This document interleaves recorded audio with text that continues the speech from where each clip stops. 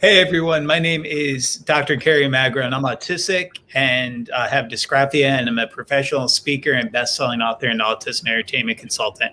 I'm really excited to be here with all of you tonight to meet Ryan Lee. And Ryan has a very unique story of growing up on the autism spectrum that he's going to share with you tonight. Ryan was diagnosed with autism when he was 3, and he aims to make a difference for the autism community, and is also active on Facebook and Instagram. And we'll include links to his accounts so you could stay in contact with him after this Facebook Live. And he says that people on the spectrum shouldn't feel like outsiders, and we need to be more appreciated. And he was also on a popular interview show, Special Books by Special Kids, which was created by my friend Christopher Ulmer, who's an incredible advocate, special education teacher, and has kind of given so many voices to people like Ryan. So Ryan, how are you doing tonight? I'm doing well. Thanks for asking, Kerry. How about yourself? I'm doing great, man. I'm doing great. I'm really excited to have you on tonight because we're going to talk about a topic, and we're going to talk about a lot of different things during our Facebook Live tonight. But today is the start of Black History Month. And obviously in our autism community, on average, Black children are diagnosed way later than white children in our communities. And there seems to be a lot of obstacles that sometimes the Black community have to go through. Especially, you were talking a little bit to me earlier about some of the challenges that come with some people don't even understand the struggles that people who are Black who have autism go through. Can you elaborate on a little bit of that for our viewers maybe watching at home? Well, the thing is, I think autism in the Black community is really underrepresented because people think autism affects whites more than Blacks, and that's not true. Autism can affect everyone of a different race, not just one race. Yeah, I absolutely agree 100%. And one of the things that bothers me, and I'm sure you see this, is that I'm an autism entertainment consultant, and I've worked on films where one of them was a Black teen, one of them was a girl, and one of them was somebody with nonverbal autism. But the popular images of autism in our entertainment industry seem to be around Sean Murphy on The Good Doctor. I love Sean Murphy on The Good Doctor. Yeah.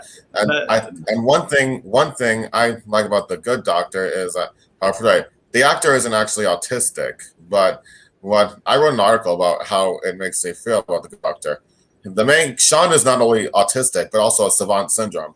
And the thing is, Kerry, did you notice that autistic savants seem to attract the most mainstream media attention because of their extraordinary gifts of analyzing and calculating? Well, I was just going to ask you that because one of the things that I wanted to talk to you a little bit about is that we kind of have Rain Man, who's a savant. We have The Good Doctor, who's a savant. We have Sam Gardner on Atypical, and then we have Matilda on Everything's Going to Be Okay. All of these autistic characters are white. How does it make you feel when you don't see Black characters represented in our entertainment industry who also have autism? Well, I don't like to think about it much, but I just wish they'd represent more Black people on the spectrum because it affects us too. And also, we just need more stuff because we're just as important as everyone else is. And also, however, not everyone on the spectrum turns out to be a savant like Sean Murphy, you know? And there's also this stereotype in some people's heads that autistics are geniuses with extraordinary talents, and very small turn out to be savants. And I'm not afraid to admit that I'm no genius because I never took AP or gifted classes in high school. I never even took calculus, and I wasn't even good at statistics. Can't even wrap my head around it. But I managed to graduate college with decent grades, you know. Nice. And where did you graduate from? Tuskegee University. That's in Alabama. Nice. Awesome. Very cool. So, Ryan, obviously we want to talk to you about other topics as well tonight. So can you tell us a little bit about some of your earliest challenges growing up with autism? You mentioned that you were diagnosed with autism at 3. Yeah, I was diagnosed when I was 3. Like, even before I knew I was diagnosed, well, I was told when I was a teenager. I mean, I always knew I was different from other kids. Like, always feel like the oddball in the group, struggling why I couldn't be accepted or why I couldn't fit in. And often people would ignore me, and I didn't really understand why, because I just wanted to feel like part of the group, you know? Like, have you had similar experiences as a child, struggling to fit in? Absolutely, all the time. I mean, for people watching at home, I was diagnosed with autism when I was 4, and some of my earliest challenges were not saying my first sentence until I was 7. So a lot of the times I was considered the quirky and shy kid. So it's a long time before I really found my voice. So Ryan, what would you say was one of your greatest challenges growing up? And then what would you say has been one of your greatest successes up to this point in your life? Well, the thing is, growing up, it's always hard trying to being socially appropriate. I was always socially awkward. The thing is, people just don't seem to understand autism. There wasn't a big understanding of autism back then in the 1990s. I mean, having an invisible disability is challenging in many ways, Carrie. I mean, as with any other person with autism, we still have significant challenges in our everyday lives that stand in the way with living a comfortable life or succeeding in school or in the work world. And I think that it's not fair that the world keeps on telling us to improve, keeps on telling us to change, or telling us to be more appropriate. We're just different, and they need to not discriminate against us like that. I mean, just because we can talk, say sentences perfectly, and have verbal language, it doesn't change the fact that we're still on the spectrum. And it's hard for us to find the right words to express what we want to say. And in elementary school, middle school, sometimes I had a hard time expressing what I want to say, even if I knew what I was feeling, you know? Yeah. So, Brian, obviously there is a lot of stereotypes in the community, and with Oh, yeah, February, the stereotypes. That's yeah, one thing that bugs me. They think us autistics, they think we can't feel or show empathy. I mean, we can. It's just in a different way, you know? Like, we might not detect an emotion based on one's body language right away or one's tone of voice. But the real problem is that some people aren't really direct with how they're feeling. And if people are more direct, then it'd be more like to show it to me. Like, for some reason, us on the spectrum, we got off some unknown vibe to people, and they decide to ditch us without actually knowing the reason, and don't tell us what's going on. That's why people need to be more direct. You know what I mean? I absolutely know what you mean. So, Ryan, who are some people you look up to in the autism community? And specifically, if you could talk about some of the autistic uh, uh, Black individuals who are on the autism spectrum. I know of Lamar Hardwick, who's a pastor who's on the autism spectrum, who continues to blow me away with what he's doing. And then also Guy Smith, who's a singer on the autism spectrum. Are there any individuals you would want to give a shout out to tonight? Well, I don't really know because some autistics I know about, like Jesse Saperstein, who I saw you interview last week. I would like to give a shout out to him. And let's see.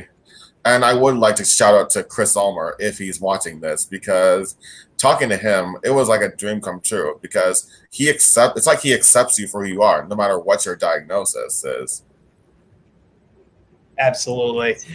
So you are getting a lot of comments. I'm looking at all the comments that are coming in for you, Ryan. It's really awesome to see. So one of the questions that came in is from a woman named Amy Henderson. Hi, Amy. And she says, how did your parents deal with your spectrum traits? I have a hard time with teaching people to not try and discipline things they see as bad behavior. Did you ever deal with challenges such as that growing up?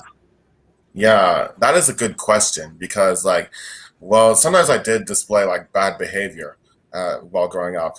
Like, I felt like my parents were just trying to make me feel like everyone else and not really accept me for who I am, because like being on a spectrum is just really hard. It's being different from everybody else, and that's why there needs to be the stigma. Like, everyone gets upset sometimes. There needs to be more tolerance, and there are some who would take advantage of autistic desire to have friends and then stab them in the back. For example, they could pretend to like you, and then when you do something out of the ordinary, they'll make sure other people see it somehow, and then you're made fun of and bullied, you know? And also, there's also a big fuss about personal space, one way or the other. And that doesn't have ever seen as an autistic trying to hurt anybody. I mean, I'm not afraid to admit that I'm a big hugger, you know? Us on the spectrum, we don't always understand the rules of how far away to stand or when to stop talking or asking questions. I agree. I agree. And, one of the things that I thought about when you were mentioning the hugging is one of the misconceptions I hear all the time is that people with autism lack empathy. And I think some of the people I know with autism are some of the most empathetic people I've ever met in my entire life. Have you met anyone who is really empathetic in our autism community?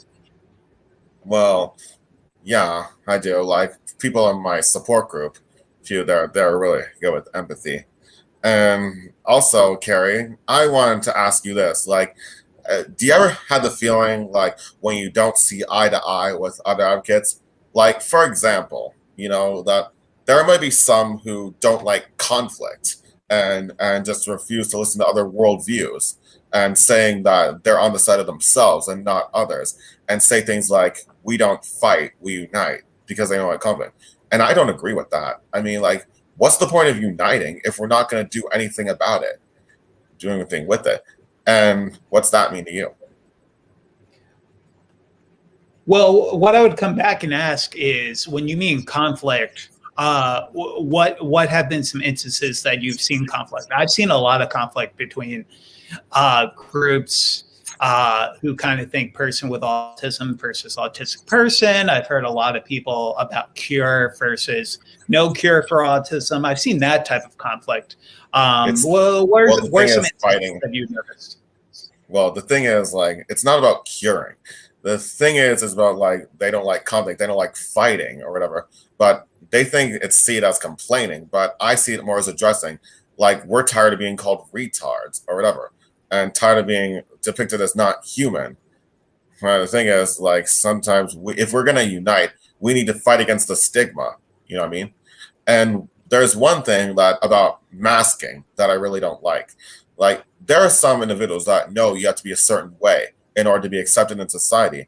And I don't agree with masking because I feel like I've been doing my whole life putting on a mask in order to fit in with other people. I mean, I like it because like it stresses us out, you know, like it's like this. It's not fair to put your feelings aside to protect someone else's feelings. And when you just want to be yourself and not feel the stress, you know what I mean? But I believe that people should be able to be themselves, but they're always complaining, not at the expense of others.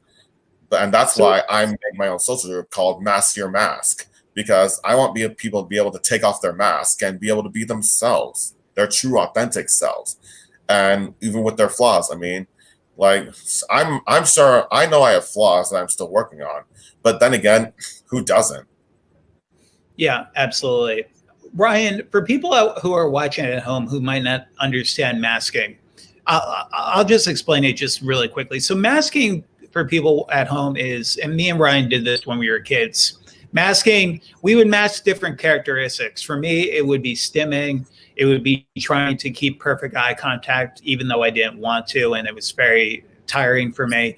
So that's what we're talking about when we're speaking about masking. It's those characteristics that we kind of hide from the general public to fit in and to be more of the quote unquote normal. So Ryan, we have a few questions coming in for you. I love this question from Gretch. Hi, Gretch. Do you share immediately with people that you are on the spectrum? I do, and I often wonder if others do this. If not, what's your approach? Disclosure is such a big topic within our autism community. Well, when I started to accept myself and started writing articles, I did.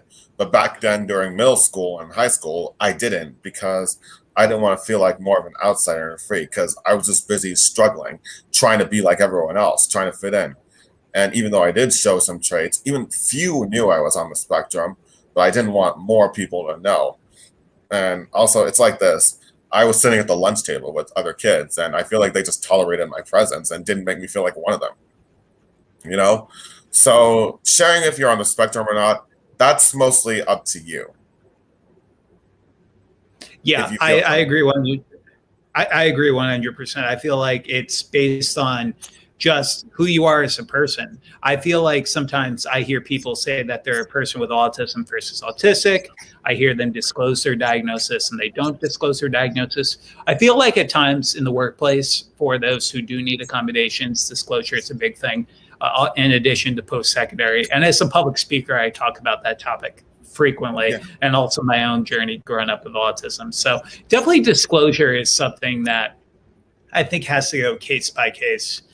Uh, And even so we and have even a, if you do tell, oh sorry, and even if oh you no, go do ahead. tell, oh sorry, what were you saying? No, go ahead, Ron. Like something. And speaking of which, there are some people think the autism looks a certain way, and sometimes I still encounter people telling me you don't look autistic, and I feel like I have to respond to them. Well, how the heck am I supposed to look then? I mean, people making assumptions about you, not knowing the extent of your struggles, is so frustrating, Carrie. And that's also goes back to saying having an invisible disability is really difficult because people expect it to be, normal, which I don't like to say much because nobody in this world is normal. Nothing is normal. And even after COVID-19 ends, nothing in this world will ever be normal, you know? And Absolutely. I don't like to say it much because, and they expect you to act in ways that don't feel natural. And therefore, they don't cut you any slack when you make mistakes and have high expectations of you based on your age and height. And the high expectations I had growing up, it really put a lot of anxiety on me. And some people are more sympathetic when they see physical symptoms of a disability, like if someone has a facial deformity or if someone's in a wheelchair. The thing is, I love who I am. I'm proud to be on the spectrum, and I wouldn't change it for the world. But overall, it's just hard to fit into a world that doesn't always fit us. What would you say to somebody who's having a difficult time trying to accept themselves because of their autism? Well, it took me time to accept because when I was told, I didn't know what to think. All these feelings of emotions just rushed through my head, and I didn't want to feeling like more as a freak because, and I felt like my parents didn't make it any better. You know, always trying to make me feel like everyone else when I just wanted to be myself, even though I didn't really know what I was thinking and I didn't wasn't really good at expressing myself back then. But as I grew older, I learned how to express how I was feeling, trying to express to my friends that I was feeling left out and I wanted to feel like part of the group, you know? Yeah, absolutely. So, Ryan, what is one thing that you should not say to someone who has autism? If you had to pick just one. Well, never say to an autistic person, can you just try to be normal or try to act like a normal person? Because that is really offending because nobody normal. Because one time in school, a classmate said, Ryan, can you try not to be autistic for like 5 minutes? And that really offended me greatly. And what really makes me so mad is that when they call you out the R word, retard, and when someone one of my classmates who I didn't get along with called it to me too many times, I kicked them so hard and I got in trouble for it. But I didn't really care because I felt like it was worth it because of course, Carrie, have you been called that before and it made you so mad? Oh yeah, I was called the captain retired when I was in fourth grade, and I was bullied severely because I was also overweight. Not only being the quirky kid, but just being overweight led to a lot of bullying. And for people watching at home, I give talks on bullying prevention. So if your child is of school age, I've been doing virtual bullying presentations almost since COVID began in March. So if you're interested in having me out to virtually speak at your child's school, definitely send me a message because I would love to help maybe coordinate something for your school or your teachers. But bullying for me was one of the biggest challenges I had in school. And I know today it's one of the leading epidemics we currently have in the school system. Ryan, do you participate in spread the word to end the word? Oh yeah, I did, but I think I haven't participated in that in a while. But I really want to end that word to take it out of people's vocabulary because it's really offending to anyone with a disability, you know?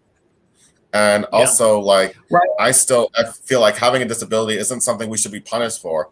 I used to be called weird all the time. And it makes me say all the time, just because I can be a little weird doesn't make me less human. In fact, weird can be a good thing, you know? Yeah. Uh, so I love this question that came in because I get this question all the time.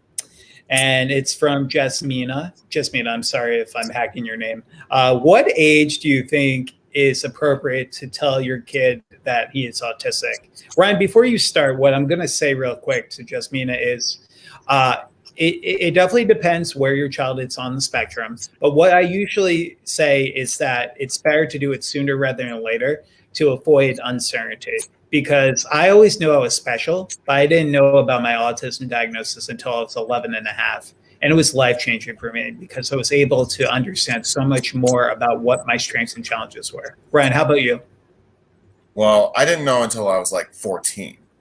And the thing is, like, I did see on the news one time that this elementary school boy was talking to his classmates about his autism to accept him more. I think he was 9. But I was told when I was a teenager. So I guess it kind of depends on when you think they're ready to know. So there is no easy answer to that question. Yeah, absolutely. But Jasmina, I definitely think just my parents gave me 2 sentences. They said, Carrie, you have something called autism, PDD, NOS. And then they said it's a form of autism and it doesn't make you any less of a person and we love you. And that was it because I was 11 and a half. They weren't going to go through a DSM-5 diagnosis and like try to explain the definition of autism. They just gave me a general understanding. And as I got older, I started wanting to learn more about that because it was in my head and I was thinking to myself, I wonder how autism impacts my learning, how it impacts my day-to-day life. So yeah, but you got to tell them at some point because like you don't want them wondering their whole life, wondering why they're different. It's like saying something to a friend, or sorry, don't tell them what they want to hear. Tell them what's true.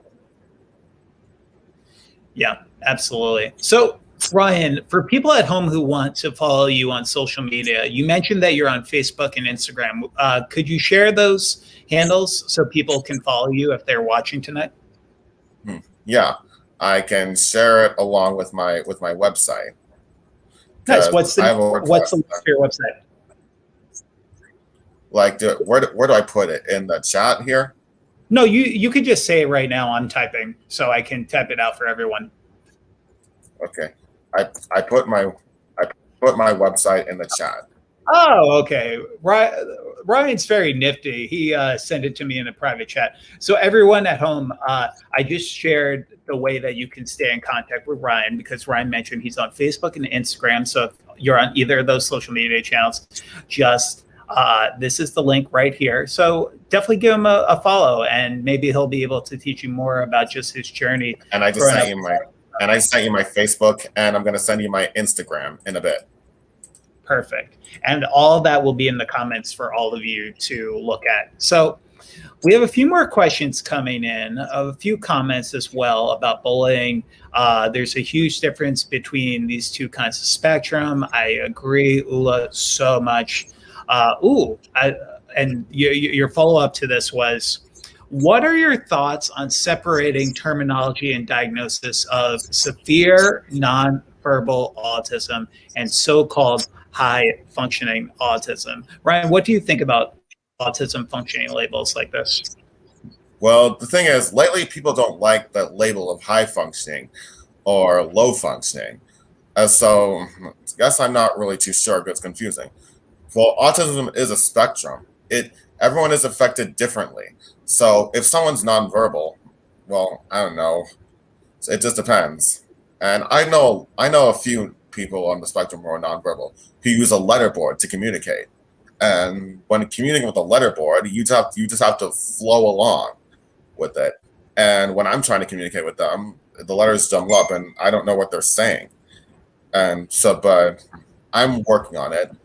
And severe, and I guess when on the higher end of the spectrum, like myself, and like you and me, we have more privileges. We're able to communicate more. Still, just because we can talk, say sentences perfectly, and have verbal language, it doesn't change the fact that we're still on the spectrum. We still have challenges in our everyday lives. Yeah, I agree 100%. Well, the one thing I will say is for people watching at home, I myself am not a big fan of functioning labels. I think unless it's from a medical perspective where we're talking about getting somebody accommodations, I think just call them, hi, my name is Carrie, and these are the list of strengths I have, and these are the list of weaknesses I have, and explain that to people versus I'm high functioning, I would say in speech, but I wouldn't consider my sensory challenges high functioning. If this makes any sense for people watching at home, let me know. But I think that kind of defeats the purpose of this whole high functioning, low functioning, because nobody's high functioning in everything, nobody's low functioning in everything. So get rid of functioning labels altogether and say, hi, my name is Carrie. I can speak, but I also have sensory challenges. Okay. And also, Carrie, one thing. Remember when I told you that people should be more direct with how they're feeling? Well, I've had the experience in a couple social groups, like whenever there's an issue, like people are always going to the mediator or the problem because they think the person's too intimidating, and not going to the source of the problem. It just makes things worse, you know?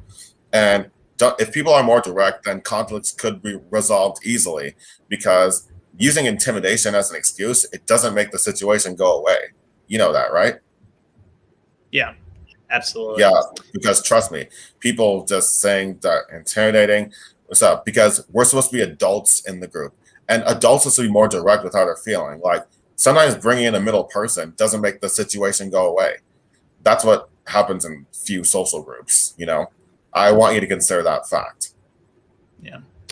So we have a question coming in from a woman named Stacy. Hi, Stacy. Ryan, did you deal with any sensory differences or challenges growing up? Well, I didn't have a lot of sensory issues. Well, sometimes I don't like being in a loud place too long, but sometimes if a noise doesn't bother me that much, but if it's too long, if I can't take it, I'll express how I'm feeling. And since I'm a big hugger, sometimes I don't have that much sensory issues, you know, and like feeling a fabric or whatever, it doesn't bug me that much. So I guess when it comes to sensory with autism, it depends on the person. Yeah, no, absolutely. And it's a spectrum. Stacy, what I'll say is I have a webinar that I've given on my sensory challenges growing up and some of the ways that I cope with that. So I have about 15 webinars on my website, carriemagro.com, focus on early intervention, sensory challenges, nonverbal autism. So I'll include a link in the comments for anyone who wants to watch that and how I kind of coped with different sensory toys and different occupational therapists that I had. I think that might be helpful for you if you're trying to learn more about sensory challenges, or anyone at home as well. Yes. Oh, and there's one more stereotype I wanted to talk about. Like sometimes they assume that us autistics are stalkers. Like even when we just want to be friends. Like if I see something on Facebook or on Instagram and like there's a party and I didn't know about it, like I just want to be part of it. And they assume that we're violent. And even when we just want to be friends, but violent, it just means that we're just upset. Like we're expressing how we're feeling. And they always assume we're in the wrong. And that's really infuriating. And that's why people should get to know us for who we are on the inside, not judge us on how we act on the outside. Like, it's also like people judge you without even knowing you. And also, like, I did have this problem one time where some things were said about me in the past that I wouldn't deny, but I still would tell the person that, who are you to judge? You don't even know me. And trust me, it's not fair to judge someone without even knowing them, okay? Even if their behaviors were true. Ryan, what are some of your... So what were we going to say? Sorry, Ryan. What I was going to say is, what do you hope to do in the future for yourself? In terms of a job, in terms of what's next for you? Well, Carrie, to be honest, I don't know what the future is going to hold for me, even though I like to plan ahead. But I know I will take it on without any fear. Even if 2021 is bound to bring some new challenges, especially for the autism community, I'm going to want to encourage everyone to keep living your best life, even if it looks a little different than we thought it would. Just roll with the punches, because life is worth living. I mean, and life is short and we know that better than anyone, because 1 minute it can all be gone, just like that. And because I put in the effort to make time for the friends I have in my life, you know, and but sometimes people say that we're just at different points in our lives and you don't get it.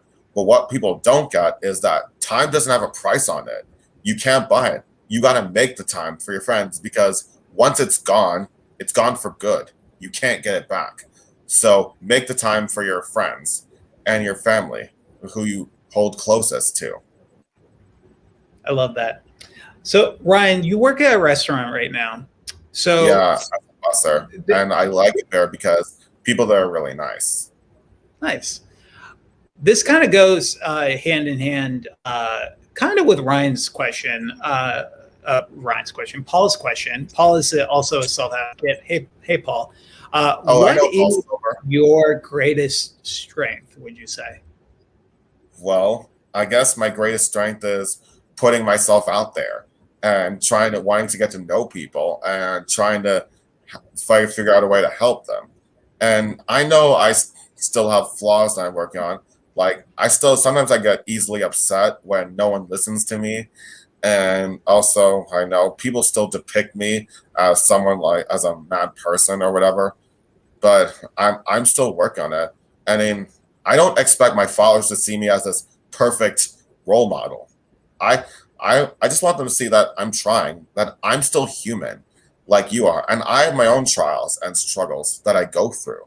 And I'm sure people who look up to you, Carrie, know that too, that you still have your own struggles. Like, they don't need to see us as perfect, because nobody in this world is perfect. Nobody in this world is flawless, okay? It's what's part of being human. So how does it make you feel? Because you mentioned this beautifully. How does it make you feel when people say that somebody has outgrew their autism? I get that all the time. It's like you mentioned that I still have challenges today. You still have challenges today. But a lot of the times, because we both have invisible disabilities, a lot of people don't think we have challenges. How does it make you feel when people kind of dismiss our challenges and say that we've outgrown autism now that we're adults? It's not something we outgrow. It's stuck with us. We're born with it, and we're gonna have it for the rest of our life.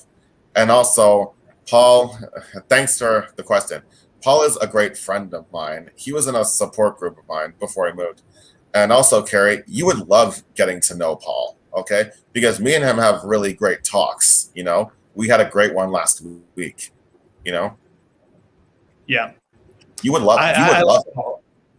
Well, no, I know Paul. I know Paul from back in the day. We've known each other. You met him before? You met him before? I think I've met Paul during an advocacy event, potentially, or a donation walk, potentially, as well. So for people at home, we have a lot more comments coming in. I love the person who says there's no cure or recovery to autism. I agree. It's part of our DNA. Paige writes, every human being has their flaws. I absolutely agree. Just like autism is a spectrum. If you met one. I appreciate Brett. Brett just wrote, got Carrie's books yesterday and love them. I have autistic boys, girls, twins, and the kids' book was so perfect for them. I wrote a children's book for people at home about twins on the spectrum. Carrie, can I read what the viewer is like, one of my best poems that I wrote? Absolutely. We'll love that. Yeah, like if we have time, I'd like to read two of them. They're two of my best about autism. Yeah, why don't you start with one, and then we'll see how many questions we can get through, and then we'll go to the second one. Yeah, I call this one Puzzle of Autism Struggle. Being social isn't easy. What can come as criticism? It's still harder for many, for those of us with autism. Making conversation is hard, can get on a topic with curiosity. Some still give us a hard time, shoot us insults with animosity. We may say or ask stuff we shouldn't, depends on how curious we may get. Feels like our brains tell us to do so. Still with us, people get upset. There's also so much we can handle. It's like being in a brand new town. When it comes to too much of a sound, can cause a total meltdown. Some just don't seem to understand that our brains just work different. People still yell and scold us, even if harm is not what we meant. We are more than just labels, still human, just like you. Don't hesitate to reach out. help us make it through. Autism is just part of us. We'll have it till the end. No need to be afraid. Don't be an enemy. Be a friend. Wow, that was beautiful. That was beautiful. What made you get interested in poetry? And what's the name? And can you say the name of that poem one more time? It's called Puzzle of Autism Struggle, and it's on my website. I started unlocking my gift of poetry when I learned to express myself, because I used to journal in my diary about my day-to-day basis of how I was feeling, whether it was a good day or a bad day. And also, the poem's important to me because being a person on the spectrum, it just feels like sometimes my brain just tells me to do stuff or say stuff, and it feels right to me, even if it feels wrong. And that's part of the reason why our brains work differently. It should be respected. You ever felt that way, Carrie? Like your brain just tells you them, and it's like in some situations that it feels like I can't trust my own mind or body, even when I know I have good intention. Or, well, it just depends on the situation. Well, you know what I mean. Yeah, I love poetry though. I will say that I have been writing poetry since I was a teenager. I have one that's very popular in the autism community, just called "My Name Is Carrie and I Have Autism," where I talk about some of my earliest challenges up to today being a professional speaker. So Jane writes, hello there. What's the name of your website, Ryan? So Dan, in the comments, I actually included a link to Ryan's website and also his Facebook and Instagram pages. So if you scroll through the comments, you'll see his website, and you can give him a follow on Facebook and Instagram if you're on those social media accounts. Yeah, but Carrie, we're also on YouTube. Anyone's watching on YouTube. Yeah, I also have a YouTube channel that's included on my website. And still, Carrie, you ever felt growing up that sometimes you feel like you can't trust your own mind and body sometimes? I think that from a sensory perspective, yes. Otherwise, no. But I mean, it's a spectrum, and we all kind of see things a little bit differently. I have a great autism self-advocate who posted this question. He is my boy. We also have a self-advocate video. So for people watching at home, we have a nonprofit. So this video tonight is part of our nonprofit self-advocate video series, where we spotlight individuals like Ryan to give them a platform to share their stories. And we highlighted this individual in particular while I was giving a keynote, I believe in Illinois. I'm sorry if I'm hacking this correctly. But if you go to our video tab on Carrie's autism journey, you could actually watch his video in addition to so many other self-advocate videos. And in the ticker below, you're going to see a link where if you would potentially like to give back to our nonprofit and you support the work that we're currently doing and you learned something new tonight, just give what you can. If it's $5, if it's more than that, it would be tremendous. But this question is, are you still interested in animal science? Are you familiar with the work of Temple Grandin? Yeah, well, about animal science, that's what I majored in college. But turns out the animal field was a lot harder than I thought it would be, to be honest. So I'm still wondering if I want to do that. And I tried other interests, but turns out I'm still trying to figure out who I am. And even though I'm a rising advocate, I'm still trying to figure out life like most people are. And COVID-19 is not making it any easier. And yeah, I'm familiar with Temple Grandin. In fact, one of my friends named Maya has met her for real sometime. Temple is a really great autistic advocate. And there was even a movie about her, but I wasn't really too happy about that because she was happy about how it depicted her. But the thing is, Temple, I've seen a few of her videos of how she speaks. She's a great advocate. I even sent her a few of my work, but I never heard back from her because she's probably really busy traveling around a lot. Yes, that is similar to myself. I receive hundreds of questions a day from people within our community, and it can be a very 9-to-5 job, which is why I'm so happy when people donate to our nonprofit, because it gives me more spare time to answer more questions, mostly from parents in our autism community, but also some educators and therapists too. So we have a lot of people writing in about person with autism versus autistic. And I believe both of us, Ryan, you and me, we've talked about this a little bit, are on the side of autistic, right? Yeah. I guess just I don't know what I prefer, person on the spectrum or autistic. Well, it's hard to know which one's better, you know. But what we do know is people autism is autism. Okay. Yeah, Yeah, absolutely. you know what I mean. And we got to stop the stigma against autism because Yeah. we, we're human, just like everyone else. We need to be accepted in the world. You know, Yeah. there needs to be more tolerance. And just because you can't see our autism doesn't mean we don't have challenges. And that's what I keep trying to get people to understand. Like it's like just because you can't see something doesn't mean it's there. And people with autism whose disability can be invisible, we're very aware of our own difficulties and we're extremely sensitive to others' negative reactions. Autism is just how our brain functions, and that way needs to be respected. Agree, Harry? I agree. I agree. Merelda writes, hey, Merelda, how does it make you feel not being able to trust your mind or body when you have good intentions? As a parent, I feel this way towards my 8-year-old son. Now, I've been realizing that this could be something he may also feel as well. This is eye-opening. Thank you. Yeah. Well, when you feel like you can't trust yourself, what to say or not knowing what to say, or your accent, it just feels like a shock, like an internal struggle, like you're wondering if you're doing the right thing or whatever. But if you're completely honest with yourself, then then things get easier. It's like I said, people need to be more direct with how they're feeling. And it's sometimes when I want to tell someone how I'm really feeling, but will they not? But I decide I need to go for it. I mean, what have I got to lose? And to be honest, there is some few who I still have problems with, who I'm still really mad at of how they hurt me. And sometimes I can't stop thinking about it, you know, even though, and one of my problems is, I don't know, spectrum, I don't know if that is that sometimes I have a hard time letting things go, you know, and I'm trying to work on that, but it's kind of hard because sometimes it depends. But I know that I want to keep living my best life.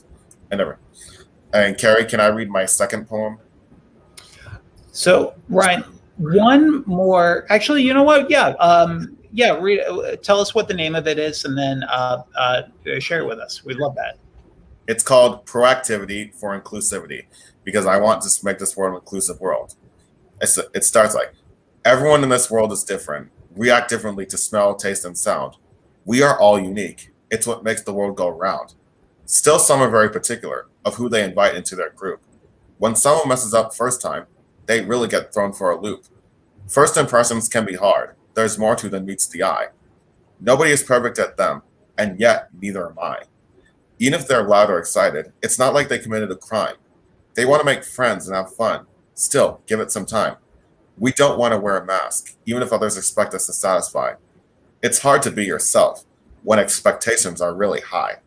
Try to work with them, regardless of what others complain or say. Offer a helping hand. It can really go a long way. Never judge someone on the outside. Still give them the opportunity. They might still need a friend. We're building an inclusive community.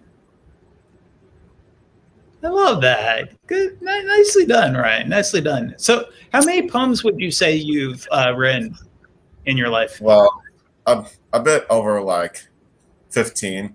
I used to write like a lot about my friendships or how I struggle on the inside.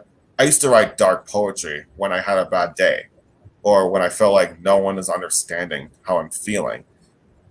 And someone named Angela said functioning labels are ableist. Yes, I was just going to mention that. Angela, I don't know if you're still with us. This was like really early in the presentation in the live. But Angela, I agree 100%. So I just wanted to give you a shout out while we were on here. Somebody asked, where can I buy your poems? Have you ever thought of considering to write a book potentially? Oh yeah, I actually have thought about that. Like I put together a rough draft and I'm waiting for one of my friends to critique it. Like I try to put my poems in there and then write the meaning of them why I wrote it after it. Well, it's still a work in progress, but once I get it together, hopefully it can be a huge success. Nice. Carolyn, nice to have you on tonight. So we're getting a lot of great comments, and I apologize if we're not getting to everyone's, but what I will say is if anyone has any follow-up questions, I'm going to include a link in the description of this, which will just be bit.ly/question for Carrie. If there's any questions for Ryan, I'll be more than happy to email them to him after this Facebook Live. If you have any questions for me, you could use that form as well, just in case we don't get to something tonight that is in the comments, because we have over 100 comments as of right now. So thank you all so much for tuning in. So Ryan, just some final thoughts. Ryan, for people at home, is there anything else you would like them to know about your amazing story? Well, so I know that I'm still trying to reach out to, like, whenever I see a person on the spectrum, I approach them and I try to get to know them, and sometimes I give their parents my info so I can reach out to them and share my work with them, so to let them know that they're not alone. And also, like, I'm trying to mentor another person on the spectrum, like from this other advocate who I was on a podcast. Her name is Holly Blank Moses, and her son Chris has autism, and I want to help him since he just started high school, because I know what it feels like to be like an outsider because of your autism or any other reason. And sometimes, as an advocate, I will help, but I definitely know for sure that I don't have all the answers. All I can do is help the best way I can, because it's hard when people look up to you that they think you know everything, but when in reality, you don't, because you're still learning yourself, You ever felt that way, Carrie? Like, people look up to you, but you know that you don't have all the answers and you're still trying to learn yourself? All the time. I would never consider myself an expert on everything related to autism.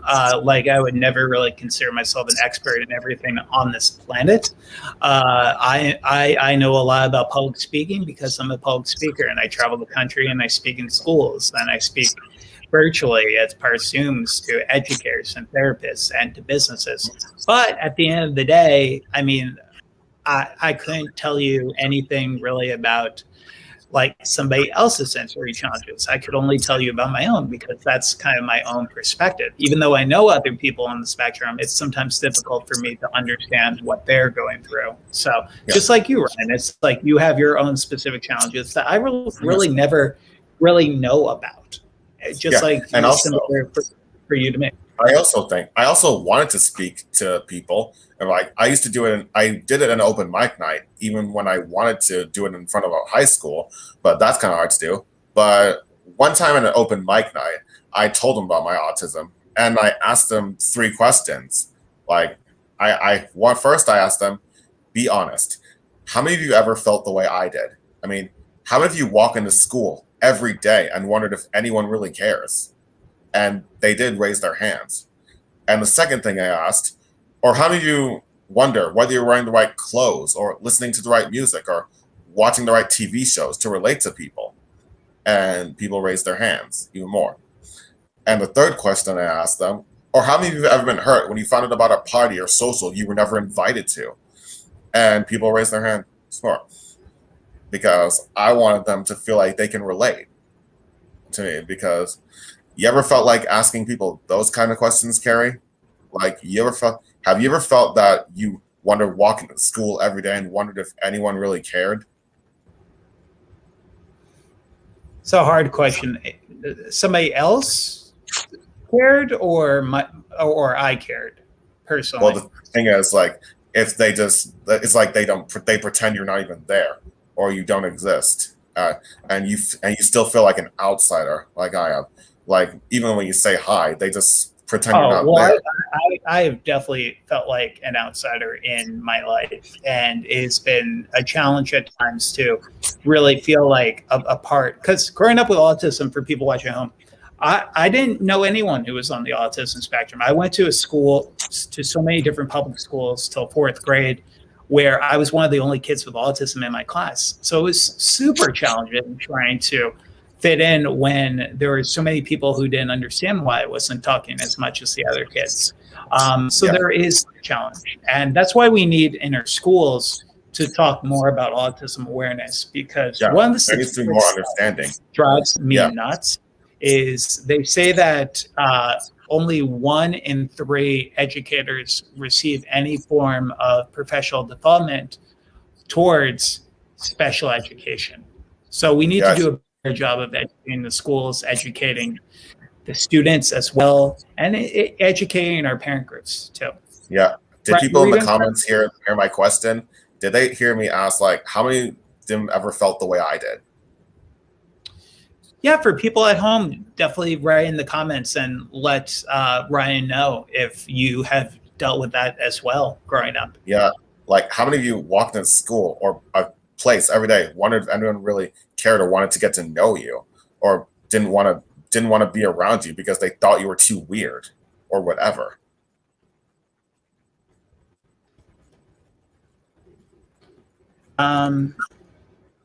Nobody's writing yet on that, but we'll keep it going.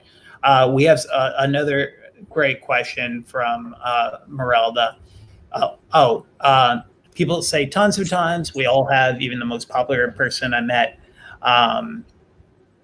Merelda writes, have you ever felt like you had to unlearn something? And if so, how were you able to do so? What I'm thinking Merelda is talking about is things such as stimming, things such as that might not necessarily be quote unquote normal to other people. Ryan, was that something you ever experienced? Oh, stimming. I used to talk to myself a lot. I said like that was my form of stimming, like trying to talk to my inner thoughts or whatever. And to be honest, I feel like I'm still working on that. I don't do it as much as I used to talk to myself, but with autism, it sticks to you, and sometimes stimming can stick with you too. Like some grow out of it and some don't. It just, as I said, it just depends on the person. That's the best way I can say. Great.